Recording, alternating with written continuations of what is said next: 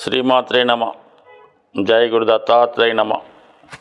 ఈ వీడియోలో మనం మకర రాశి వారికి యోగించే దశలు, అంటే వీరి జీవితంలో ఏ దశ వచ్చినప్పుడు జీవితంలో స్థిరపడతారు, ఏ దశలో ఇబ్బంది పడే అవకాశం ఉంది అన్న విషయాన్ని ముందుగా మనం యోగించే దశల గురించి తెలుసుకుందాం.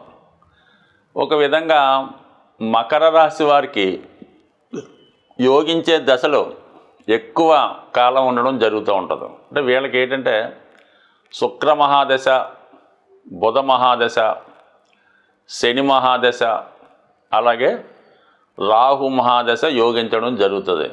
ఇవన్నీ కూడా ఇంచుమించుగా మరి 20, 38, 47, 57 ఇంచుమించుగా 60 సంవత్సరాల పైన ఈ దశలు యోగించడం వల్ల మరి వాళ్ళు పుట్టినటువంటి నక్షత్రాన్ని బట్టి దశలు ప్రారంభమవుతాయి. కాబట్టి మరి ముందుగా మనం అనుకున్నటువంటి దశలు జాతకుడికి వస్తే జీవితంలో చాలా తొందరగా సక్సెస్ అయ్యి నిలదొక్కుకోవడం జరుగుతూ ఉంటుంది. అంటే సహజంగా ఈ మకర రాశి వారికి బాధ్యతలు ఎక్కువగా ఉండడం జరుగుతూ ఉంటుంది.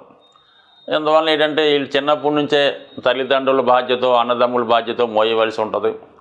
సహజంగా వీళ్ళు జన్మించిన తర్వాత ఏదో కారణాల వల్ల వీళ్ళ తల్లిదండ్రులు ఇబ్బందులు పడుతూ కామన్గా తల్లిలో తండ్రో దూరం అవుతూ ఉంటారు అన్నమాట. ఈ లగ్నంలో జన్మించిన వాళ్ళకంటే దూరం అంటే ఆ దూరం కాదు, ఏదో ఫిజికల్గా ఏదో కారణాల వల్ల మరి ఈ మకర రాశిలో లగ్నంలో జన్మించిన వారు తాతగారి దగ్గర పెరగడం కానీ, కేవలం తల్లి దగ్గర పెరగడం కానీ జరగడం జరుగుతూ ఉంటుంది. అందువల్ల తొందరగానే వీళ్ళు ధనాన్ని సంపాదించి ఆ బాధ్యత తీసుకోవాల్సి ఉంటుంది.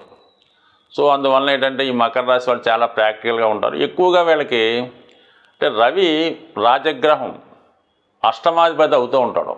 అందుకని ఏంటంటే పాపం ఈ తండ్రి కారకుడు రవి అష్టమాధిపతి అవడం వల్లనో, ఆత్మకారకుడు అష్టమం అవటం వల్ల, ప్రభుత్వం అష్టమం అవటం వల్ల వీళ్ళకి ఈ ప్రభుత్వ రంగ సంస్థల్లో చిన్న స్థాయి ఉద్యోగాలు అంటే సబార్డినేట్గా అంటే క్లాస్ 4 అటెండర్ స్థాయి, డ్రైవర్ స్థాయి ఉద్యోగాలు ఎక్కువ మంది ఈ మకర లగ్నం వారికి రావడం జరుగుతూ ఉంటుంది. అలాగే వారసత్వంగా వచ్చే ఉద్యోగాలు అన్నమాట. అంటే ఫాదరు ఏదో వారసత్వంగా జాబ్ చేస్తూ ఉంటాడు, దాని తర్వాత ఈ అబ్బాయికి అదే ఉద్యోగం రావడం జరుగుతూ ఉంటుంది. సాధారణంగా మున్సిపల్ కార్పొరేషన్లోను, ఈ పంచాయతీల్లోనూ ఎక్కువగా రావడం జరుగుతుంది. అంటే అందరూ విషయంలో అలా కాదు, కొందరి విషయంలో మాత్రం ఇది అనుకోవాలి, మిగతా పెద్దగా ఏం ఫీల్ అవ్వద్దు. కామన్గా ఈ రాశి వారికి స్ట్రగుల్ ఉంటుందని చెప్పడం జరుగుతుంది.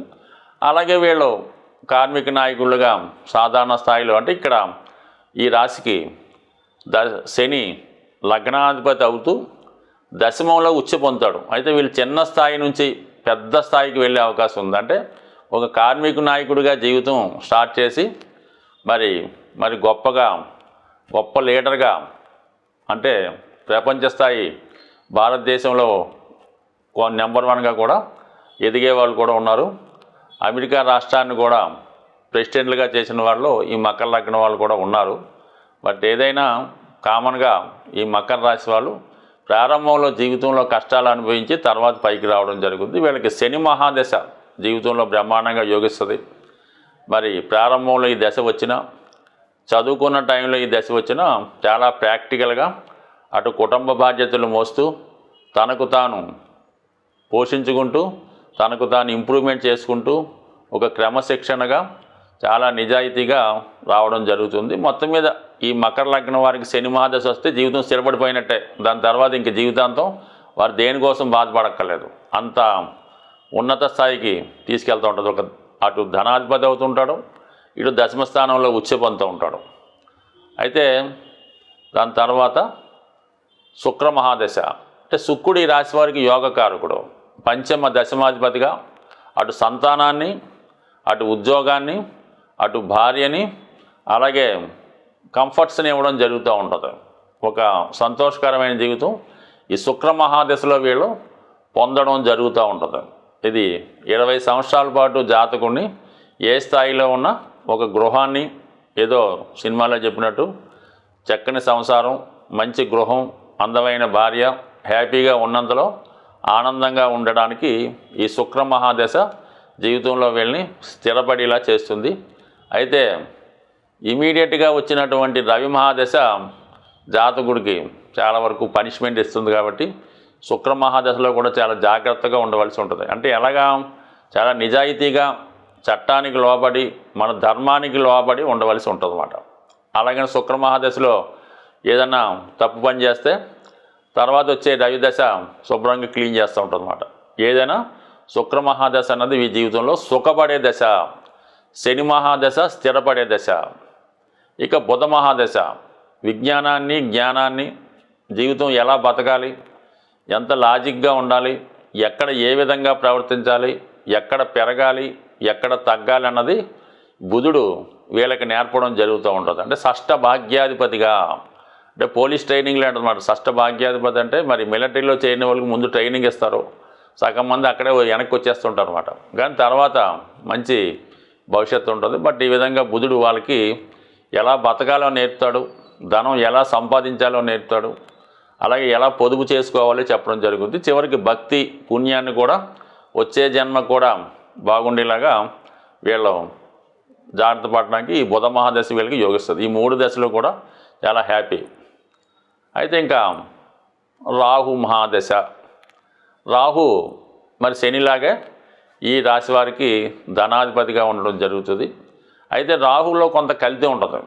ఎక్కడ ఏ గ్రహంతో కలిసి ఉంటే, ఏ భావంలో ఉంటే ఆ ఫలితాన్ని ఇవ్వడం జరుగుతూ ఉంటుంది. మరి వీళ్ళకి మిథునం కన్యల్లో ఉన్న, సింహంలో ఉన్న, వృషభంలో ఉన్న, సో ఏదైనా ఈ సినిమా పరిశ్రమ వాళ్ళకి, ప్రస్తుతం ఉన్నటువంటి సాఫ్ట్వేర్ రంగం వాళ్ళకి సులభంగా తొందరగా ధనం సంపాదించి ధనాన్ని ఇచ్చి గ్రహం రాహు గ్రహం. అందువల్ల ఏంటంటే వీళ్ళు కొద్ది వరకు మరి చట్టానికి వ్యతిరేకంగా అవినీతి మార్గాల ద్వారా, అంటే ఏదన్నా గవర్నమెంట్ ఆఫీసర్గా ఉంటూ కోట్ల రూపాయలు సంపాదించే విధంగా ఈ రాహు మహాదశ ఈ మకర రాశి వారికి ఉంటుంది. అంటే చేసేదేమో చిన్న ఉద్యోగం ఉంటుంది, ఏ మామూలుగా ఒక ఆర్ఐ స్థాయో లేదంటే ఒక ఎస్ఐ స్థాయో ఉంటుంది. కానీ ఎవరో సంపాదించినటువంటి కోట్లు సంపాదిస్తూ ఉంటారు, చివరికి ఇబ్బంది పడడం కూడా జరుగుతూ ఉంటుంది. సో ఏదైనా రాహుదశ కూడా కొంతమందికి మంచిదనే చెప్పుకోవాల్సి ఉంటుంది. బట్ ఏదైనా ఈ 4 దశలు వీళ్ళకి అనుకూలిస్తాయి. ఇక బాగా ఇబ్బంది పెట్టే దశ రవి మహాదశ, అష్టమాధిపతి కాబట్టి అప్పటిదాకా వీడు చేసిన దాన్ని బట్టి వీటికి ఆ సంపాదించిన ధనము పేరు ప్రఖ్యాతులు ఉండాలన్నా, ఆ పేరు ప్రఖ్యాతులు పోవాలన్నా, ఉద్యోగం ఉండాలన్నా, ఉద్యోగం పోవాలన్నా రవి నిర్ణయిస్తాడనమాట. రవి మహాదశలో అప్పటిదాకా చాలా జాగ్రత్తగా ఉంటే ఓకే, ఏమాత్రం అవినీతి మార్గంలో వెళ్ళినా రవి కంపల్సరిగా మరి తగు విధమైనటువంటి పనిష్మెంట్ ఇవ్వడం జరుగుతూ ఉంటుంది.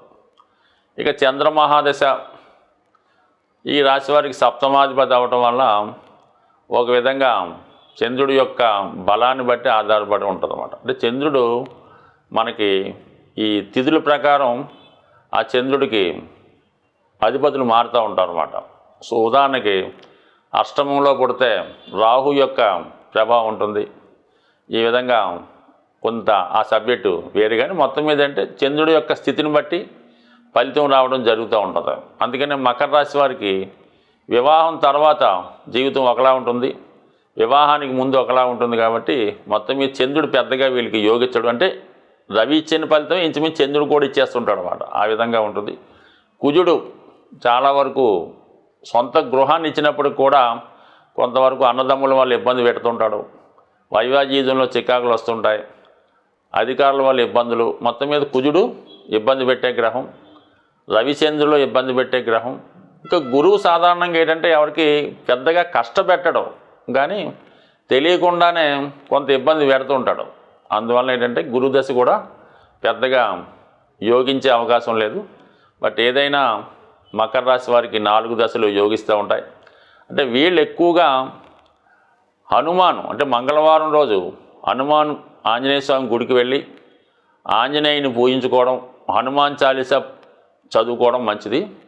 దాని తర్వాత ఏంటంటే సూర్యభగవాన్ని ఖచ్చితంగా ప్రతిరోజు సూర్య నమస్కారం చేసుకొని ఆదిత్య హృదయం చదువుతూ చాలా వరకు ఈ మకర లగ్నం మకర రాశి వారికి తండ్రి గారితో పెద్ద సఖ్యత ఉండదు. ఏదో విధంగా స్ట్రగుల్ ఇబ్బందులు ఉంటాయి కాబట్టి వీళ్ళు తండ్రి గారితో స్నేహంగా ఉన్నట్టు ఉండాలి. అంటే ఆయన చెప్పినట్టు వినడం, ఆయన యొక్క అవసరాలు చూడడం, ఈ విధంగా ఫాదర్కి అంటే ఒకవేళ తండ్రి గారు లేనప్పుడు తండ్రి సమాన వ్యక్తులుగా గురువుకో లేదంటే భగవంతుడికో సేవ చేసుకోవడం వల్ల ఈ మకర రాశి వారికి చాలా వరకు జీవితం ఉన్నంతలో ఆనందంగా ఉండే అవకాశం ఉంటుంది. స్వస్తి.